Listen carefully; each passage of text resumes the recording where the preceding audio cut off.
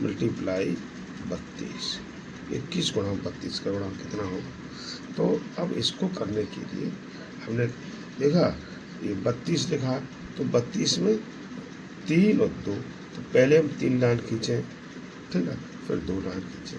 पहले 2 इकाई का 1 और 1, ये 2 लाइन खींच दिए। फिर इसके बाद 3 लाइन, 1 2 और 3 लाइन खींची। फिर 21 आया, तो 21 में 1 पहले, तो यहाँ 1 लाइन खींच दो, खींच दिया। 2 लिखा है, तो यहाँ पर 1 और 2 ये लाइन खींच दिए। अब इनको गिने, देखो 1 2, ये 2 लिख दिया इसका। फिर इसका 1 2 3 यहाँ लिख दिया। फिर इसका देखें 1 2 3 4, ये 4 हो गए। यहाँ से देखें 1 2 3 4 5 6, 6 ही हो। अब क्या करना है हमें, अब देखिए 2 का ये 2 लिख दो यहाँ पर, ठीक।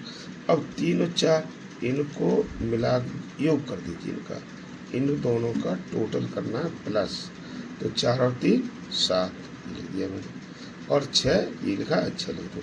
ये इसका क्या हो जाएगा, गुणा हो जाएगा। सही है, आप गुणा करेंगे तो इतना ही आएगा।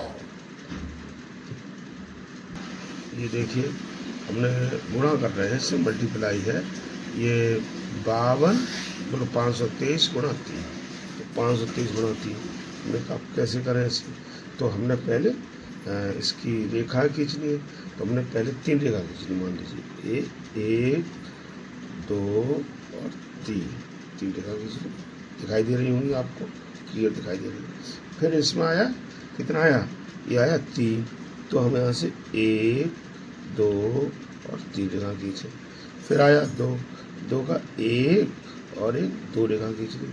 फिर आया 5, ये दिखाई दे रहा है, तो 1 2 3 4 और 5, इनको थोड़ा बढ़ा देना ऐसे, ये हमने रेखा खींच ली ऐसे।